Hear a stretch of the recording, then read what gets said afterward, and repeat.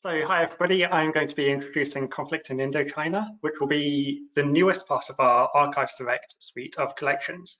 It's going to be published over 2 modules, and today I'm going to be talking about the first module publishing this year, which is titled Crisis and Upheaval, and which covers the years 1959 to 1964.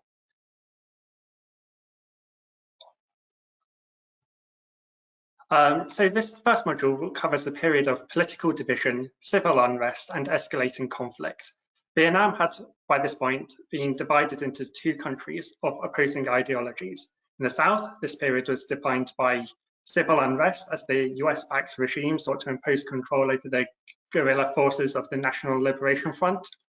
And similarly, the government's pro-Catholic policies and religious crackdowns faced widespread protest from the country's Buddhist majority. 1959 also marked a turning point for the communist leadership in North Vietnam.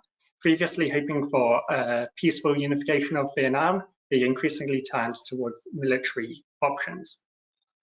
At the same time, Laos was embroiled in a multifaceted civil war between royalist forces backed by the West, the neutralist faction, and the communist Pathet Lao, which was especially linked to North Vietnam, who hoped to build a supply route into South Vietnam through Laos.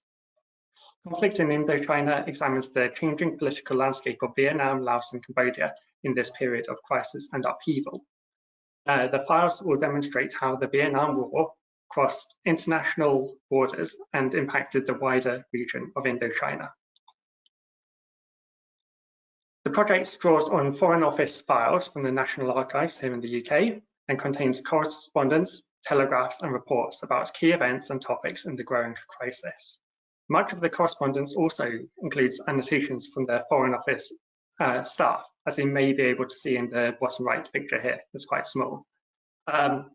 These annotations do show how British officials reacted to key events firsthand. Other document types include reports, memoranda, photographs, maps, and financial economic data. The Module 1 comprises files from the FO371 series, which encompasses the general correspondence of the Foreign Office. The second module will also include FO371, but will be expanded to include FCO15. Which is files from the Foreign Commonwealth's Southeast Asian Department.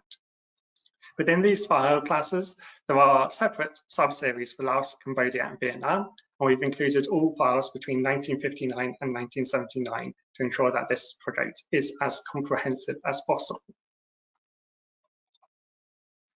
Now, Britain officially remained neutral during the Second Indochina War, taking an intermediary role through its co-presidency of the Geneva Accord.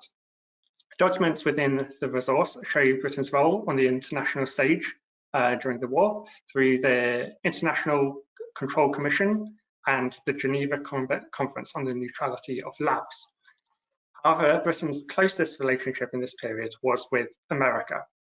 And I think this image I've got on the slide here really speaks to the closeness of this relationship. It's taken from an embassy that was graffitied during a riot, and it reads, it's hard to make out, but it reads, US go home. But it was actually taken from a British embassy, and to me this speaks to how close the relationship between the US and Britain was perceived. It's a British embassy, but the graffiti says US go home. So the material in this collection will show how Britain sought to use this relationship to influence American policy during the conflict, particularly hoping to dissuade further escalation. The relationship does actually go both ways, and as a result, the collection contains a wealth of correspondence and reports on American policies and strategies. So it gives insight into the Strategic Hamlet Program or the American response to key events such as the Gulf of Tonkin incident. Now, on the other hand, Britain's officially neutral stance means that this collection is a great opportunity to look at the Second Indochina War from outside of the American perspective. The project contains a huge number of documents about the internal politics of Laos, Vietnam, and Cambodia. And a particular highlight for us are the documents from North Vietnam, including photographs, writings, and speeches that reveal the communist leadership's views on American influence and the Vietnamese people.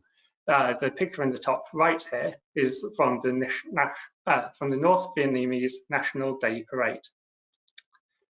And we're hoping that we can really give a broad perspective on commercial relationships, trade, and the internal situation in all of North, South Vietnam, Laos, and Cambodia.